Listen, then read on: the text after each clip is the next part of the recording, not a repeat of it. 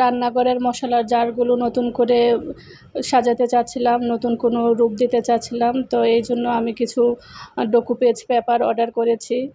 আসসালামু আলাইকুম, আশা করছি সবাই ভালো আছেন। আলহামদুলিল্লাহ আমিও ভালো আছি। তো এই ডকুপেজ পেপারগুলো মূলত টিস্যু পেপারের মতো, আর নেপকিন টিস্যুগুলো মূলত যেই সাইজে থাকে আমার কাছে এই সাইজেরই মনে হয়েছে এই টিস্যুগুলা।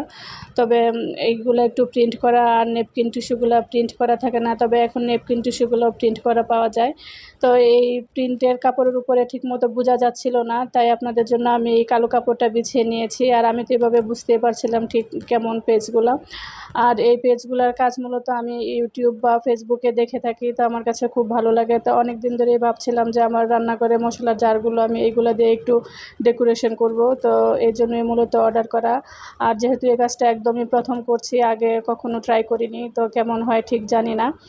আর এই কাজগুলো আসলে মূলত আমার দেখতে ভালো লাগে, এই জন্যই আমি এই অর্ডার দিয়েছি। আর একটা পেজ থেকে আমি অর্ডার দিয়েছি মূলত। তো এই পেজটা কেন দারাজ থেকে আসলো ঠিক বুঝতে পারিনি। আর আমি এই ধরনের কাজগুলো ঠিক করতে চাচ্ছি আর কি। তো আমি ফেসবুক পেজ থেকে এই ছবিগুলো নিয়েছি, কালেক্ট করলাম।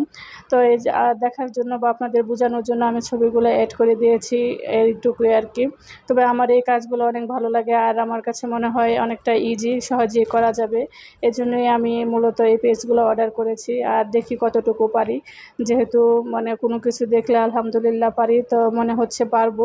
তো ট্রাই করব ইনশাল্লাহ। যখন ট্রাই করব আপনাদের সাথে শেয়ার করব। যদিও এই কাজটা করতে আমার একটু সময় লাগবে বা আস্তে ধীরে করতে হবে, যেহেতু ঘরের কাজকর্মগুলো একা সারতে হয়। তো এই একা কাজকর্ম করে দেখা যায় খুব বেশি একটা সময় পাই না, তারপরেও যতটুকু সময় পাই আর রেস্ট নিতে ভালো লাগে। আর আমি খুবই আরামপ্রিয় মানুষ, আমার খুব আরাম করে শুয়ে বসে থাকতে ভালো লাগে। তো ওই আরামপ্রিয় মানুষের জন্য এই কাজগুলো আসলে কঠিন হয়ে যাবে, তারপরও আস্তে ধীরে করব এই আর কি।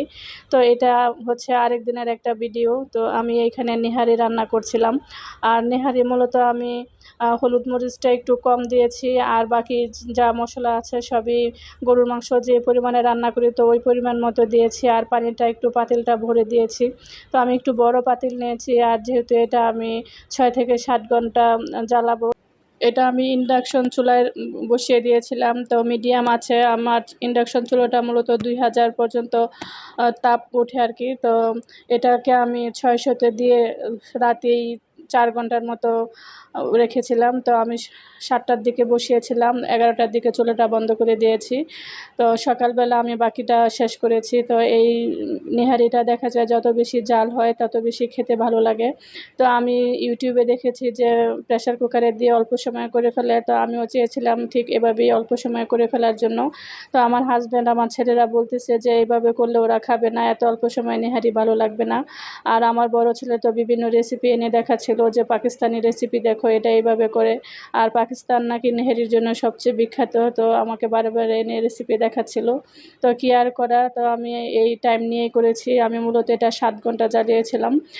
আর এটা হচ্ছে সকালবেলা। তো রাতে আমি 11টা পর্যন্ত চুলাটা এটা জ্বালানো ছিল বা অন ছিল, এটাকে আমি জাল করেছি। এখন এটা সকালে আমি বাকি আরও 3 ঘন্টা এটাকে জাল করেছি, যেহেতু সকালবেলা ঘুমের থেকে উঠেছিলাম। তো 5টার সময় আমি এটা চুলা অন করে দিয়েছিলাম, বাকি সময়টা এটা এমনিতেই জাল হয়েছে। তো এই অবস্থা, শেষ পর্যন্ত আমি এটাকে একটু বাগার দিয়েছি। তো আমি যে রেসিপিটা দেখেছি মূলত এই রেসিপিতে লাস্টে বাগার দেয়, এই জন্য আমিও বাগার দিয়েছি। কিন্তু আমার আম্মাকে দেখেছি কখনোই বাগার দেয়নি, বা এমনিতেই 3-4 দিন জাল করার পরে একটা আলাদা খেতে টেস্ট হতো। তবে এটা আম্মা কখনো নেহরি বলে নাই। আর হাড্ডির মূলত জাল করতো, সাথে কিছু মাংস থাকতো বা হাড্ডি থাকতো মাংসওয়ালা, এই আর কি। তবে খেতে খুবই ভালো লাগতো। তবে এটার নাম যে নেহারি তখন আর বুঝিনি। কুরবানির ঈদের সময় মূলত আম্মা বা আমার নানি সবসময় এই খাবারটা রান্না করতো, আর প্রতিদিন সকালে দেখা যেত রুটি বানানো হতো, তো খেতে খুবই ভালো লাগতো। আর এটা 3-4 দিন থাকতো, তো খাওয়ার জন্য মানে খুবই ভালো লাগতো। এটা যত বেশি জাল হতো তত বেশি খেতে মজা হয়। তো আমিও নেহারিটা যেহেতু রান্না করেছি একটু বেশি করে, তো অর্ধেকটা আমি রেখে দিয়েছি, আর বাকি অর্ধেকটা খাবারের জন্য নিয়েছি। তো আমি এখানে সকালের নাস্তা হিসেবে বাইরে থেকে রুটি আনিয়েছি, কেন জানি ঘরে রুটি তৈরি করতে মনে চাচ্ছিল না। তো বাইরে থেকে রুটি এনে এই নেহারিটা খেয়েছি। আর আমার দেবরের বাসায় পাঠিয়েছি, তো ওদের জন্য আলাদা করে রুটি এনেছি। তো দেখছিলাম রুটি কতটা আছে। আমার ছেলেকে বলেছিলাম একটু বাড়িয়ে আনতে, তো ও রুটি একটু কম এনেছে। তারপরেও আমাদের হয়ে গিয়েছে, আরও একটা রুটি বেশি হয়েছে। আর সকালবেলা এত খাওয়া যায় না। আর এই তো আমি আমার দেবরের বাসার জন্য রেডি করেছি, তো ওর বাসার জন্য অল্প করে পাঠিয়েছি, যেহেতু আমার দেবর খাবে না, ওর জন্য নিষেধ আছে এই খাবারটা খাওয়ার। তো ওর একটু কোলেস্টেরলের প্রবলেম আছে, এজন্য ও আর খাবে না, তাই এই জন্য অল্পই দিয়েছি। আর বাচ্চা দুইটা যেহেতু ছোটো, ওরাও খাবে না। সকালের নাস্তা শেষ করে ঘরের কিছু কাজকর্ম করে নিয়েছি, যেগুলা প্রতিদিন করতে হয়, নিত্য নৈমিত্তিক কাজগুলা।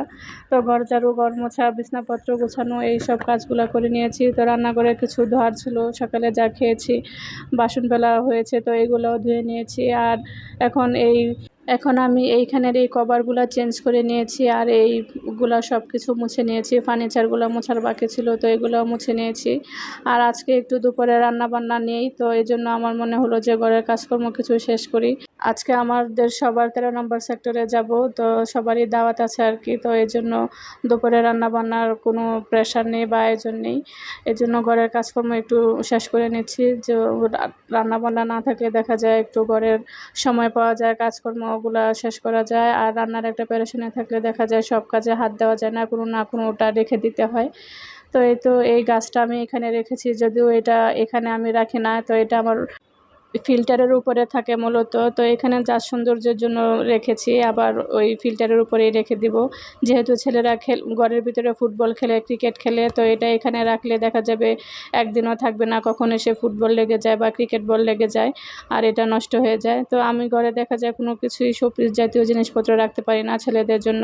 তো আমার ছেলেরা কিন্তু মাশাআল্লাহ যথেষ্ট বড় হয়েছে, তারপরেও যে ওরা কবে এগুলা বুঝবে আমি ঠিক বুঝি না। এরা খেলাধুলা এত বেশি পছন্দ করে, তো ঘরটাকে ফুটবল বা ক্রিকেটের মাঠ বানায় ফেলে। তো আমি এই যে সব কিছু মুছে নিচ্ছি, পরিষ্কার করে নিচ্ছি। আমি কিন্তু আমার বাসার জানালা বা বারান্দার গ্লাসগুলা একদমই খুলি না। শুধু রান্নাঘরের জানলা বা দরজাটা খোলা থাকে বারান্দার। তো আর আমার ডাইনিংয়ে একটা বারান্দা আছে, তো এই বারান্দাটা খোলা থাকে। আর কোনো কিছুই কিন্তু খুলি না। তারপরেও এত বেশি ময়লা আসে কীভাবে আমি ঠিক জানি না। আর আমার বারান্দার যে গ্লাসটা আমি খুলে রাখি, তো এটা একটু ভিতরে হওয়ার কারণে দেখা যায় খুব বেশি ময়লা বা ধুলাবালি এদিক দিয়ে আসে না। আর বৃষ্টি হলে তো বৃষ্টির পানি আসেই না। তো এত বেশি ময়লা হয় ঘর, তো আর কি বলবো। ঘরটা ঝাড়ু দেওয়ার বা ঘর মোছার আধা ঘন্টার পরেই মনে হয় যে ঘরে বালি বালি লাগছে। আর আমি কিন্তু নিজের কাজ করলেও আমি ঘর 2 বার মুছি, আর বেশিরভাগ সময় আমি ঘরটা মুছিয়ে ফেলি, ঝাড়ুটা আমি কম দিই। তো এই জন্যই নাকি ঠিক বালি বালি লাগে, আমি ঠিক বুঝতে পারি না। রাতে আমি ঘরটা ঝাড়ু দিয়ে রাখি, আর সকালে ঘুম থেকে উঠিয়ে আমি আগে ঘরটা মুছে ফেলি। তো আমার কাছে এটা অনেকটাই মানে কাজের প্রেশার কমে যায় মনে হয় আর কি। আর বিকেলবেলা আমি ঘরটা মুছি, তো এই 2 বেলা আমার ঘরটা মোছা হয়। তারপরেও অনেক বেশি ধুলাবালি আসে, আর এই ধুলাবালি থেকে রক্ষা পাওয়ার কী উপায় ঠিক জানি না। তো সবাই ভালো থাকবেন। আসসালামু আলাইকুম। আল্লাহ হাফেজ।